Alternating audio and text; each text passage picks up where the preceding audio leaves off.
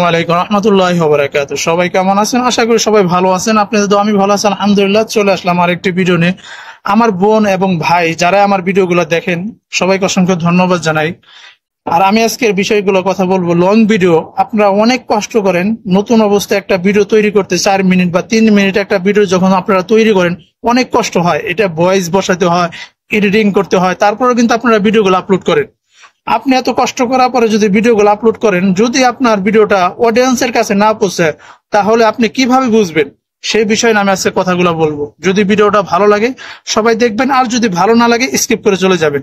আমি যে বিষয়গুলো কথা বলবো, দেখুন আমি এই বিষয় নিয়ে আমার সাথে যেটা ঘটে আপনাদের সাথে আমি শেয়ার করি, যেন আপনারা উপকারিত হন, আপনারা যেন এই ফেসবুক থেকে যেন সফলতা অর্জন করতে পারে, আমি সেই জন্য কথাগুলো বলি।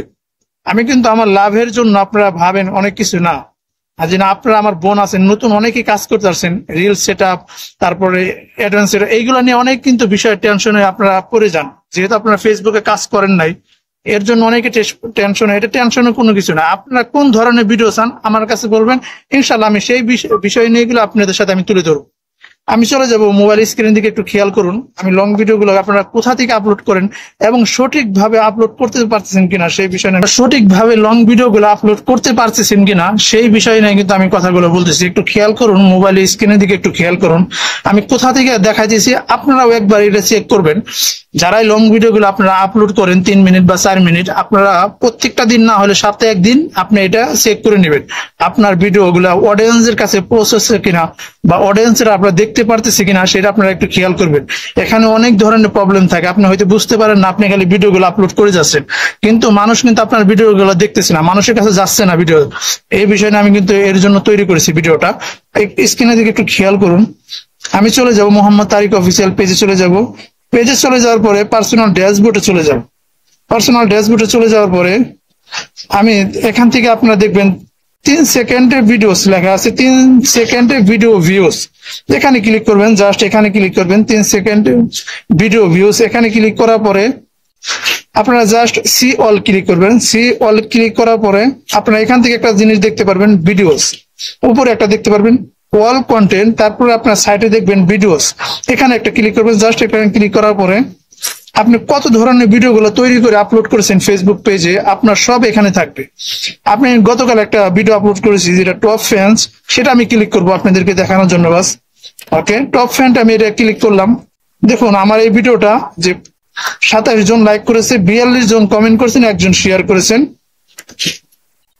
ওকে, এখান থেকে আপনারা রিলস করতে পারবেন। যদি এই ভিডিওটা আপনারা 90 সেকেন্ড বা 15 সেকেন্ডে রিলস করতে পারবেন। পরে এখানে নিচে চলে আসবেন, একটু নিচে চলে আসবেন। নিচে চলে আসার পরে আপনার সি অল ক্লিক করবেন। সি অল ক্লিক করার পরে এখান থেকে বেস্ট পারফেক্ট আপনি একটা লেখা দেখতে পারবেন ইংলিশে।